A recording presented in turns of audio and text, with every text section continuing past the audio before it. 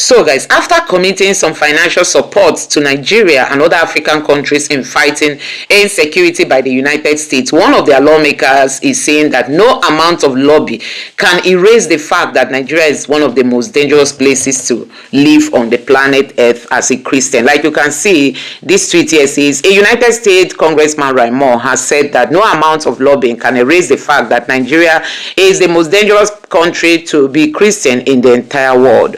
This is coming after the Tinubu's government, through the office of Nuhu Ribadu, hired a law firm in Kaduna, which in turn hired a lobbying firm in the United States of America to lobby lawmakers in the United States to downplay, the Christian genocide happening in Nigeria. The question is, what are they afraid of? What are they afraid of? Why are they trying to downplay the Christian genocide happening in Nigeria? That is the question Nigerians should be asking.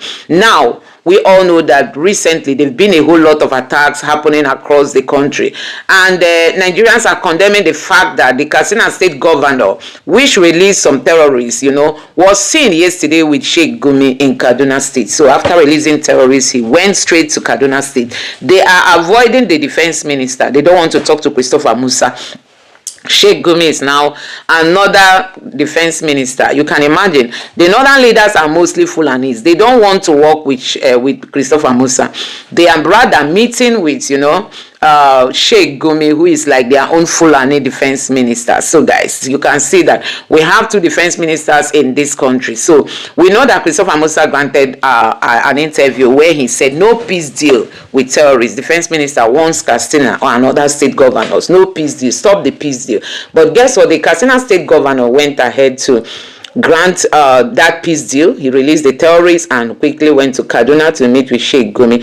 So you can see that it's going to be very difficult to end terrorism in Nigeria, considering the fact that many of them in power, who are mostly the Fulanis, are in support of, or they are supporting or pampering the Fulani terrorists despite the mayhem they are causing. So guys, you can see that recently Bello Tuju, who is a terrorist leader in that Sokoto axe, he says he wants to control more districts, more territory. In a state like Nigeria, in a country like Nigeria, a terrorist is wanting to claim his own caliphate, trying to claim his own district, his own territory, and nobody sees that as a crime, possibly because he's not an Igbo man. You can imagine if that had been said by an Igbo man, the military would have been released. They would have gone all out against the people. So guys, this is what is happening in Nigeria today. I don't know what you make of all this as I let you watch this video. Let me know your thoughts in the comment section below. Please don't forget to subscribe and turn on the bell notification for more updates. Thank you. Nigerians, so yesterday being the 15th of January 2026, there were 3 attacks that happened yesterday. 3 massive attacks. They attacked Kaduna State, they attacked Katsina State, they attacked Sokoto State. In fact, the one of Sokoto, these guys were more than 100. I swear to God, these guys were more than 100. They attacked, what do you call it? Yara community in Sabum Brini. They were more than 100. The unalived, 7 persons there. 7 persons were unalived, and they rustled away cattle. This one in Sokoto State. Those guys that came there were more than 100. They were not smiling. The media will not tell you these things. I swear to God, they will not tell you. They will keep hiding it. Keep hiding it. But like I always tell you, I dare here, I dare active. If they hide them, and they bring them out. In Katsina State, these guys went to Ngududu. Ngududu community is in Funtao local government area of Katsina State. They kidnapped 10 women were kidnapped. 10 were kidnapped there. All these things happened yesterday. The date, remember, the 15th of January 2026. In Kaduna State, they went to Line Dan Uta. Line Dan Uta is in Briningware local government area of Kaduna State. They unalived this man here. He's a cleric, Islamic cleric. He went to the farm to fetch firewood. They caught him there. They killed him. They tie him there, straight up. All these things happened yesterday. And the media will want to hide it. The federal government of bandit media will want to hide it. But English Alhaji, they active. I dey active. Nigerians, forget this my background. The curtain, the famous curtain is gone. That's my curtain when they know me. It is gone. Because I'm not going back there again. You get my point now? So my curtain is gone, but the English Alhaji is still active. I dey active. So you get familiar with this background or any other background you see me using. But that curtain is gone. You know the story. If they hide them, Alhaji, they bring them out. The United States plans to spend $413 million on counterinsurgency operations in Nigeria and other African countries in 2026. Well, the allocation is contained in the U.S. National Defense Authorization Act under Operation and Maintenance. Although the security budget for the U.S. Africa Command, AFRICOM, comes against the backdrop of the Christmas Day attacks on terrorist hideouts in Sakura State by Donald Trump, his administration. Well, on Tuesday, AFRICOM delivered a consignment of military equipment to Nigeria security agencies as part of ongoing efforts to strengthen security operations across the country.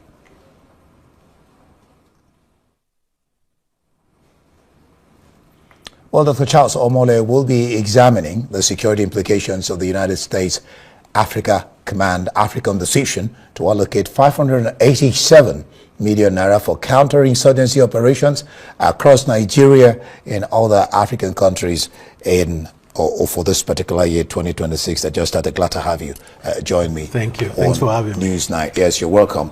What are the security implications, like you just had me read there, of AFRICOM's decision to allocate 587 billion? That's quite some amount for counterinsurgency operations across Nigeria and other African countries in 2026. Well, I think the starting point really is to, first of all, understand that what Trump is doing is repositioning American foreign policy, not just in Africa, across the world as a whole. I mean, it's reversing a lot of what the United States have done in the past. Take Greenland, for example. 30 years ago, American had about 10,500 boots on the ground, soldiers in Greenland. And in those 30 years, they've drawn them down to just about 200 now. Now, clearly they were drawing them down thinking Greenland was not that important. Now, Trump wants to take over Greenland. So by force. Which means it's changing decades of American foreign policy. Now, when it comes to Nigeria in specific terms, I think he realizes the fact that, forget whether he's looking at Christian persecution, I think that's just a pretext. Whether that was Christian persecution or not, it would have intervened in Africa, in Nigeria in particular. Now, we have to put it in context. The American defense budget for this year is about $905 billion, just under $1 trillion. So this African budget is less than 0.005% of the budget. So it's not really a big sum in the bigger, picture.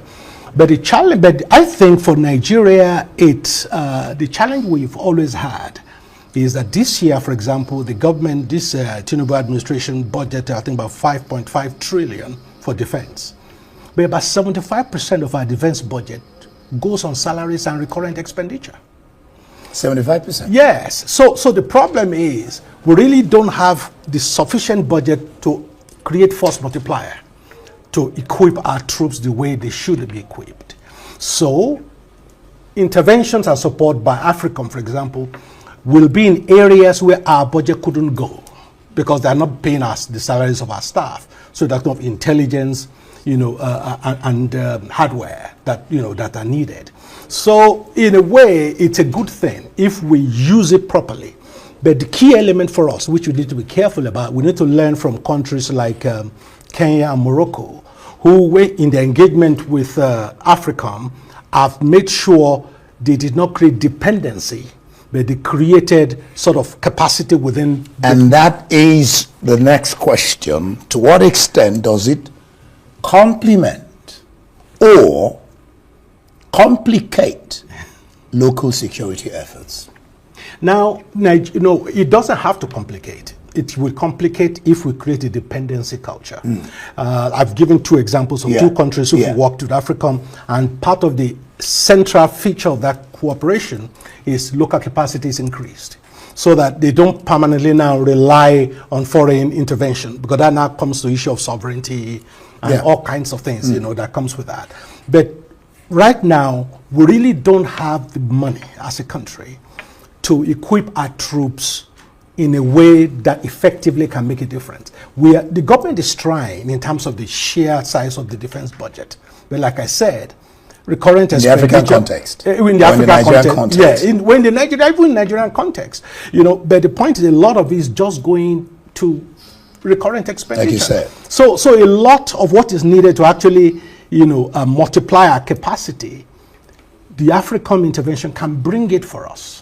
But like I said, it has to be done in a way that enhances our local capacity as well in the long term. Now, isn't that the crux of the matter, the challenge that Africans are having, probably you could say, with their leaders? Are African leaders, and Nigerian leaders in particular, doing the needful to stem the seemingly worsening, as it were, security conditions across West Africa? Well, you see, the challenge is, when you're talking about security, military action is not a solution to bad governance. So really, the root causes, the causal factors of insecurity is not being addressed across Africa. And I think that's a problem. You can bomb all you like, you can do all the kinetic actions. It doesn't deal with people who are hungry. It doesn't deal with bad governance. All these sit-tight governments that want to stay, presidents that want to stay forever, the coup d'etats. So all that actually are the problems we have in Africa. And the insecurity, it becomes a manifestation of that.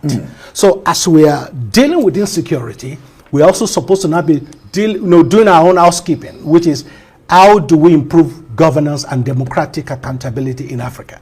That is a major question. Housekeeping, very important issues you've raised. I hope African leaders are listening, not just listening, taking what you're saying to heart. Because the issues of governance, that seems to be the bottom line, why you're having coups in even neighboring countries here. How far, anyway, can this intervention go to checkmate insecurity in Nigeria? It clearly can help. The classic challenge will be there. For example, part of the problem, for example, we've had in Nigeria is you have the military take action, strike, take over, say, a community, but then they move on to the next community, but there's no policing presence to hold to that community, and then it becomes like a, Groundhog Day. You keep going around in circles, retaking the same community you took before. So if care is not taken, the African intervention will lead to the same thing, which is they will give us the firepower or provide the firepower to dislodge the bad guys. But then we need policing reform across the country. We need, a solution to ungoverned spaces across the country to now hold those spaces. If we don't do that, then we're just wasting our time. We go around. Yeah, exactly. We're going around in circles. So what should government be doing to hold, because you're raising issues here, the question of police. Army is not supposed to be involved in what they're doing now, really. That's true. How should government get around being able to hold those communities or those areas that have been dealt with in terms of dealing with them? What should government be doing, really? Well, I think I have it on good authority that the president is serious about policing reform. And we're talking about state police, for example, among other things. There needs to be a policing regime in the country that focuses on needs of these states in specific terms beyond the general Nigerian policing need. Northeast and Northwestern states need specific policing need that caters for these esoteric requirements of those areas beyond the normal law and order policing function that happens in the South. And that can only take place when we have state-focused policing or some form of state policing that enhances the interests of or the priorities of those states. Which means you agree with state police? In a form, yes. In a form. provided the checks and balances are Absolutely. there to contain them. Thank you so much, Dr. Charles Omole, a security expert and a lawyer. Relief and gratitude sweep through the Christian community in Kaduna as Reverend E.D. Buhari, Emmanuel Jacob, and Suleiman Adamu regained their freedom after days in captivity. The trio were abducted on January 9, 2026, while traveling to Niger State to officiate a wedding ceremony when armed bandits ambushed their vehicle. Operatives of the Department of State Services in Niger State, working in collaboration with the Kaduna State Command, successfully rescued the victims during ongoing security operations in the area. Those that have been rescued and we have seen as at this moment, 3 in number.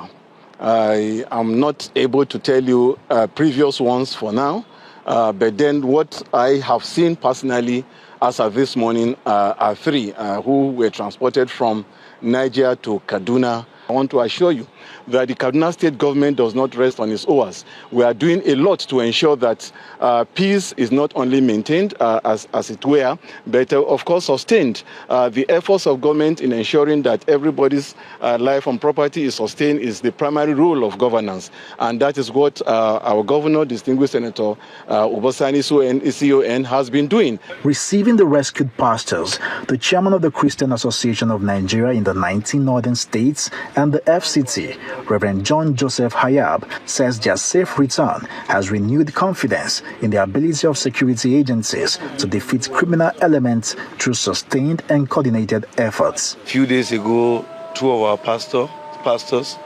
Reverend E.D. Buhari and Reverend Jacob Emmanuel, all of Ekwa, Kaduna South DCC, on their way for a wedding, were kidnapped by these evil men. Fortunately for us, they escaped, but the situation there they wouldn't have come on their own. So the men of the security service helped in protecting them and bringing them back to us. We saw the kind of injury they sustained because of the unfortunate incident. But I think most importantly, we must salute these men who are sacrificing their lives, sacrificing their time to ensure that the right thing is done. Today we have our pastors back. So kudos to our men here in the state service in Kaduna and Niger. And I must give kudos to the DGSSS and all other security agencies. Meanwhile, the DSS says 3 suspects linked to the kidnapping and arms trafficking have been arrested in a joint operation by its Niger and Kaduna state commands. Investigations revealed that the suspects operated an arms and ammunition courier network along the Kwara, Niger, Katsina, Kaduna axis using motorparks and rural routes to evade security checkpoints. One of the suspects reportedly confessed to receiving a weapons consignment at Tegina Motor Park in Niger State, which was handed to another suspect and later transferred to a third accomplice for onward delivery to Katsina State.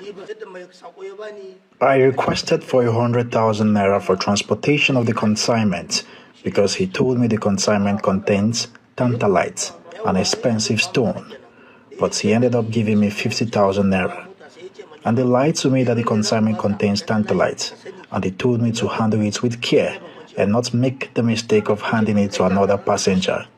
So I told him my final destination is Tegina. So on getting to Tegina, I gave the consignment to this man, who took it from there to Fontoir.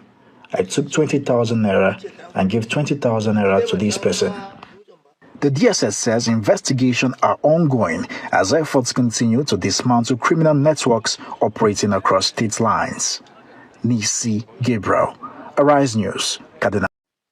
In the early hours of January 16, 2026, terrorists attempted to overrun a patrol base at Sabon Gari in Madagali local government area of Adamawa State under Sector 4 of Operation Hadinkai. Alert troops swiftly engaged the attackers with timely reinforcements from Gulag and the Battalion Quick Reaction Force. The terrorists were decisively repelled without any casualties to own troops or loss of equipment, forcing them to abandon the attack. The area was subsequently cleared and thoroughly scanned for improvised explosive devices and bobby traps to ensure the safety of troops and civilians.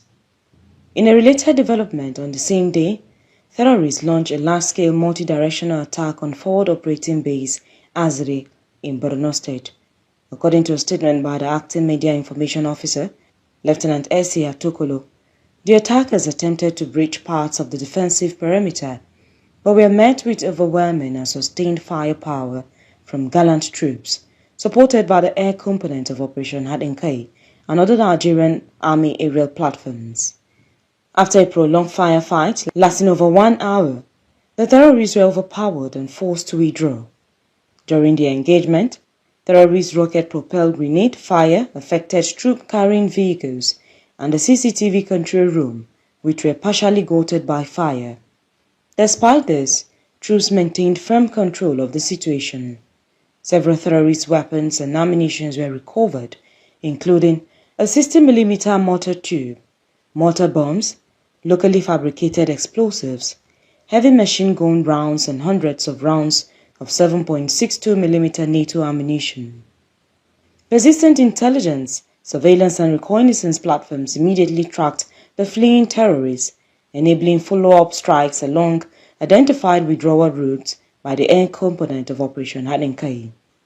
Precision airstrikes by Nigerian Air Force platforms led to the neutralization of additional scores of terrorists, dealing a significant blow to their fighting strength and morale. Exploitation of the area confirmed heavy terrorist casualties. What is all this, and why do we even have executives? How can a bandit be this loud and bold, yet nothing has been done? The more you look at the ongoing scenes in Nigeria, the more you question your sanity. Joseph says, is there no police in northern Nigeria? Why are these terrorists moving from town to town without being challenged, but police mount checkpoints in southern Nigeria to extort motorists? Meanwhile, disturbing new pictures are circulating on social media that show the release of 17 people of different ages, all abducted from the evangelical church Winning All in Ayetoro Kiri of Kogi State. Now, according to the National Public Secretary of the Communities Development Association, 3 people were released on Monday, with an additional 14 released on Tuesday. And as you can see in these new pictures, it's mostly elderly people, young kids who had been in captivity since the 14th of December, when 30 of them were kidnapped during a service. Now, according to the association, this was very much a community effort that led to bringing these people back safely, saying that they worked with families of the people who were abducted, community leaders. And a lot of the people are saying, why is there such a vacuum when it comes to security and police presence in these states? Where is everyone? Rufai, I'll start with you. And that's exactly what we are saying. I would rather we are bringing people back home, releasing people, showing that the government cares, rather than spend that money, billions on lobbying. Okay, look at it now. Part of the terms and conditions, please, Vimba, read in that lobbying contract for us, please. I just want you to read once I've got it up. To be able to talk about the things we are doing to safeguard the Christian communities in it. Does this story show that we are safeguarding the Christian community? People, Christians, were abducted in a church since 14th of December. They had to do community effort to bring them back. No government. And it's not only them. These ones, they will have paid some ransom. So, with a story like this, very good. Through as in communicating his action to protect Nigerian Christian communities, maintaining U.S. support in countering jihadist group and other disabilities. Does this communicate action that you are protecting Christian communities, where it is the Christian communities that had to look for a way to be able to get their people out? See the way they were dehumanized. Let me talk about a case. Reverend Archie was killed just because of his faith. We've been making an agenda for his wife that has been in captivity since Reverend Archie was killed weeks ago. I've been advocating for Reverend Archie's killing when I was on holidays in England. I came back to this country on the 3rd of December. So before then, Reverend Archie's wife had been in captivity. I don't know if they have released Reverend Archie's wife, only if they will release her tomorrow. No government agency. The last time, it was the family that was running around. Reverend Archie's body was only released after the family had gone to put some money forward to the criminals. Reverend Archie was picked up in his home. So does this, bro, rather than doing all of this, why don't we capitalize or focus on how we can solve the problem? I was reading in African reports as regards this lobbying thing that one lawyer was paid $5,000 just to write a letter to some American, what is it called, senators or something. $5,000 to write a letter. Well, a lawyer deserves his wages. I'm not saying they don't deserve their wage, Dr. But I'm not arguing that lawyer doesn't deserve their wages. I'm just stating empirical facts. But see the sad reality. So I think it's time for us to look within. As we speak today, I don't even know, maybe if the government, let's even set up a website, a glossary of all of those and index that have been kidnapped, so that we even know the cases that are currently on, the cases that we are pursuing, because I know it can even be overwhelming that they even lost track of most of these cases. The cases that have been opened up, what's the coordinated effort? See this woman, see what she has been through. Her face tells the story of Nigeria. When we say Nigeria happened now, the data boys and those under PRU establishment, they will come and tell you that you are stupid, you are mad, that you hate Nigeria. The emergency lovers of Nigeria will come. Yeah. So maybe if we can even set up the website, have a glossary, a reporting website that we can all harmonize, so that we know the cases that we are even tracking. And please, for what it's worth, ensure that Reverend Archie's wife gets out there. Absolutely, solutions. Okay, the whole issue is about the worsening state of insecurity in Nigeria and the impunity of non-state actors. Bello Tuji Kachala, those are his full names, known for short as Bello Tuji, is considered the most notorious terrorist bandit in the northwestern part of Nigeria. Now, before this latest attack in that local government in Sokoto, it was reported to have given the people in that area 24 hours notice to leave their homes. And I think there were videos of persons actually running away.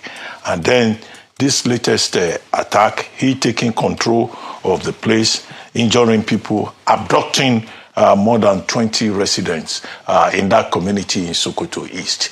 Now, this Bello Tuji first came to fame, I think, in 2022, when in one particular incident, he was reported to have killed over 200 persons, he and his gang. Now, do you know the irony? The irony is that at a point, this same Bello Tuji, whether he was granted interview or whatever, was reported to have been given healers vehicles by a sitting governor in Nigeria. So this romance between authority figures and bandits and terrorists who should be arrested and brought to book is part of the problem. Now, I think in that same northwestern axis of Nigeria, whether it was Bello Tuji or somebody, there was an arrangement to even give him a chieftaincy title by a community. So you see, the impunity of non-state actors emboldens them, and the connivance of the state or state figures encourages these non-state actors to continue in this regard. It's not as if the authorities do not know who he is. It's not as if they don't know where he operates. So it speaks beyond insecurity to the failure of the state to apprehend these criminal elements. Absolutely. And it's the same thing with the Ekwa Church in Kogi State, right? In a community in Kogi State. Now, over 30 persons were abducted on December 14. Now, on January 1, we were told that 4 persons were released. By January 13, 4 persons were released because 3 were reported to have died. They gave them 3 corpses, released 4.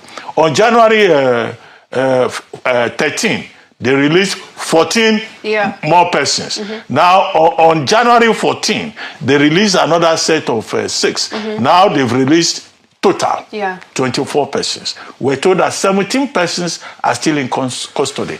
And all of this as a result of the effort of the Community Development Association and the families.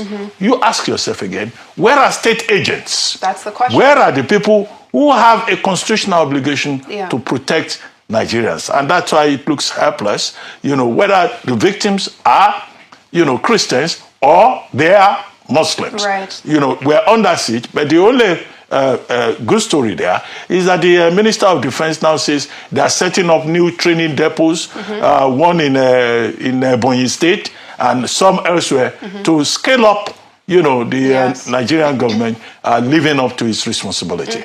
We will comment on it when we see the results, and we will say, well, the state authorities have woken up and they are no longer jollofing and pepper souping with bandits and terrorists. Yes, such key points. Residents should not have to fend for themselves.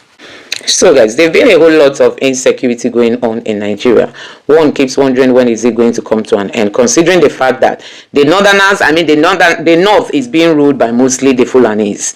And now the Fulanis are in charge. They've dethroned every other, even in Kaduna, southern Kaduna, where you have some Christian, His Royal Highness. They try to remove them and then try to topple them with Fulani headsmen. That's to tell you how things are happening in Nigeria. The Fulanis are the ones in charge. They've taken over. And now they are the ones sympathizing with these terrorists, and that is why it's very difficult. Very, very difficult, Very, very difficult for one to fight insecurity in Nigeria. You can imagine where Christopher Musa is coming out to say no more to pardon and forgiveness, rehabilitation to terrorists. And then somebody is going to meet Sheik Gumi again to ask Sheik Gumi, how else can we grant them this pardon? How else can we pardon the terrorists? You can imagine that. So the Fulani leaders are not working with Christopher Musa. They are not. They are on their own. They are playing their own politics. They are doing their own thing in their own way. Really so sad, so pathetic that all this is happening. Now, let's see how some Nigerians have reacted to Christopher Musa ushering the order that people shouldn't enter any peace deal with terrorists. This person say, you speaking after the release, they have released the same terrorists that killed our army, children, parents, father, sons, rape our women. This, after 4 days of terrorist release, you are now a hypocrite. After days of release as peace deal, you are sleeping when they are making the release as defense minister. Whatever happened must ring from your nose. Stop fooling us. I think this person really got it. He said Christopher Musa is coming to talk now after these terrorists have been released, that it's not a good sign. Now, this other person is saying that next time you get terrorists, execute them on the spot. Not one can make peace deal with the dead terrorists. No one can make peace deal with the dead terrorists. And this one person here said, this man has no more video appearance than he has done his actual work, his actual job. Nigerians were very happy when he was made the Minister of Defense, but it ended like some of us envisaged. Window dressing stunt, nothing serious. So this other person, Oga Musa, show working and stop playing politics with our lives. You see the one. Why you never go arrest governor self or your people acting moving? They might come against him. Good morning. So guys, it's really, really, really so pathetic that Musa's hands are tied from the look of things. Why Musa can never win the war against insecurity? His hands are seriously tied, like you can see. Honestly, the man cannot do anything. Now, the Sokoto state governor is the one meeting with terrorists. You can imagine meeting with terrorists. Meeting with terrorists. Everybody is going to Sheik Gumi to bow. I don't know why. Everybody goes to him to bow. Now let's take a look at some of the reactions from Nigerians after Sheik Gumi was seen with the governor of Katsina State. This person say, so if you spare bandits and terrorists, negotiate with them, what happens if they come up tomorrow with another demand? This is collusion. Terrorism is engineering in the north by northern elites. And this other person here said, Gumi is the second president of Nigeria. He always assumed that but still some people give him that respect. And this means any government that grant amnesty to terrorists lack the legitimacy to sanction any Nigerian. Nigerians must wake up and treat this issue with most seriousness. It deserves detest. We detest any government that pampers and supports terrorists. The Nigerian government is in bed with terrorists. So guys, Tinubu's hands are tied. Defense minister's hands are tied. So Nigerians are now left to keep romancing terrorism. And And this person here said, any government that grants amnesty to terrorists lack legitimacy to sanction any Nigerian. Nigeria must wake up. That's what this person is saying. Nigeria must wake up and treat this issue with the utmost seriousness it deserves. We detest any government that pampers and supports terrorists. The Nigerian government is in bed with terrorists. That's what this person is saying. And Nigerians are also saying, Gumi is now the second president. He's not the one in charge. So guys, I don't know what you make of all this. See, so if you spare bandits and terrorists, negotiate with them, what happens if they come up tomorrow with another demand? This is the conclusion. Terrorism is engineered in North by northern elites. So guys, Nigerians are wondering, what is the fate of ordinary Nigerians if bandits, after killing people, are let go without this? Just to add, the defense minister said that a friend of a thief is a thief. And yes, most Fulani governors in the north are actually breeding terrorists in the various states.